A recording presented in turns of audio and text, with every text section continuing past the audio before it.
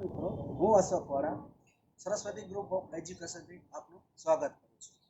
મિત્રો, આપણે last time 3 યોગાસનો શીખેલા: સ્વસ્તિકાસન, પદ્માસન અને સિંહાસન. આજે આપણે ફરી 3 આસનો શીખીએ. પહેલું આસન આપણે વૃક્ષાસન કરીએ. વૃક્ષાસનની પોઝિશનમાં હું તમને બધી આખી બતાવું છું. તમારો ડાબો પગ છે અને તમારા ગોઠણથી ઉપર આ પોઝિશનમાં લીધા પછી એને ફિક્સ કરી બંને હાથ ખુલ્લા રાખવાના છે. બંને હાથને ખુલ્લા કરી હરવે હરવે એક સાઈડ સ્ટોપ કરવાના છે. 1 મિનિટ સુધી તમારે હોલ્ડ કરી રાખવાનું છે. આ આસન તમારે આ રીતે કરવાનું છે. પછી એ જ થિયરીથી ફરીથી તમારે હાથ છૂટા કરી અને રહેવાનું છે. જેમ મેં ડાબો પગ લીધો એવી જ રીતે તમારે જમણો પગ પણ લઈ શકો છો અને ડાબો પગ પણ લઈ શકો છો. આ આસન એક વૃક્ષની પોઝિશનમાં તમારે બતાવવાનું છે. રેગ્યુલર આ આસન કરવાથી તમને કમરના દુખાવો મટી જાય છે, સાંધાના દુખાવો હોય એ મટી જાય છે અને ઘણા બધા આ રીતના બેનિફિટ થાય છે. આ આસનોના આટલા બધા બેનિફિટ આપણે ખૂબ સરસ રીતે મળે છે. તો રેગ્યુલર આ આસનો આપણે કરવા જોઈએ. ત્યાર પછી આપણે બીજું આસન શીખીશું, તાડાસન. તો તાડાસનની પોઝિશન હું તમને બતાવું છું.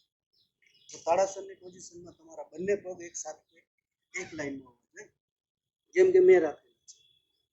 ત્યાર પછી તમારા બંને હાથ આટલી પોઝિશનથી ખુલ્લા રાખી તમારે ટો પર ઊંચું કરવાનું છે. આ રીતે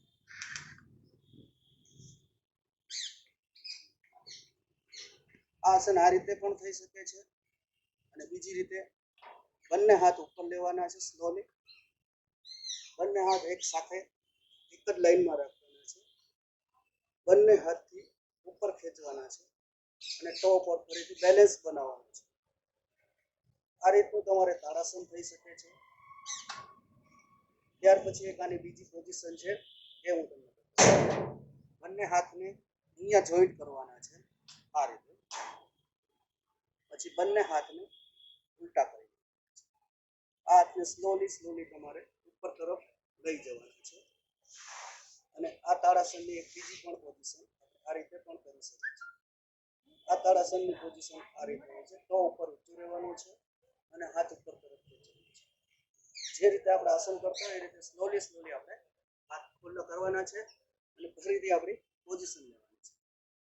આના ફાયદાઓ એ છે ઘણા બધા કે તમને પગના દુખાવો હોય, કમરનો દુખાવો હોય, હાથનો દુખાવો હોય એ તમને મટી શકે છે.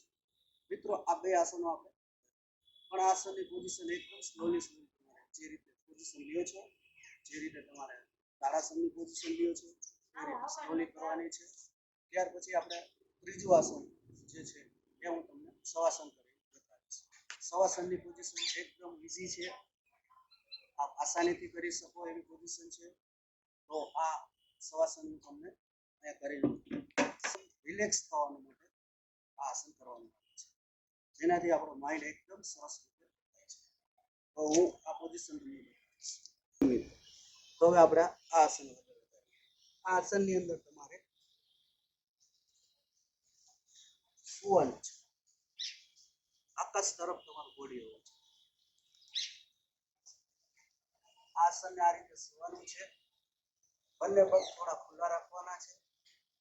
હાથ છે તમારે બધા કમર પાસે રાખવાના છે અને હથેળી તમારી આકાશ તરફ રિલેક્સ થવા માટે આ આસન કરવામાં આવે છે. આની એક બીજી પણ પોઝિશન છે જે હું તમને બતાવું છું. બંને પગને જોઈન્ટ કરી શકો છો. બંને હાથ કમરની બાજુમાં એકદમ રાખી શકો છો. વધીને તમારે 3 મિનિટ સુધી આ આસન કરવાનું છે. 3 થી 5 મિનિટ કરી શકો છો. તો આસનની પોઝિશન આ રીતની હોય છે. આ આસનમાં તમારે માઇન્ડ તમારું એકદમ ફ્રેશ થાય છે, તમને રિલેક્સ મળે છે. સાથે સાથે તમને એકદમ તમારો દુખાવો હોય તો તમને આ આસનની પોઝિશન એકદમ સારી. તો મિત્રો, આપણે આ આસનો જે રીતે કરેલું છે એ આસનોને આપણે સ્લોલી ફરીથી આપણે આપણી પોઝિશન ઉપર આવી જાય. તો મિત્રો, આજના આપણે જે 3 આસનો કરેલા છે તમે ધ્યાનથી જોયેલા હશે અને આ આસનો આપણે ઘરે પ્રેક્ટિસ કરી અને રેગ્યુલર કરતું રહેવાનું છે. તો મિત્રો, ફરી મળશું નેક્સ્ટ લેક્ચરમાં.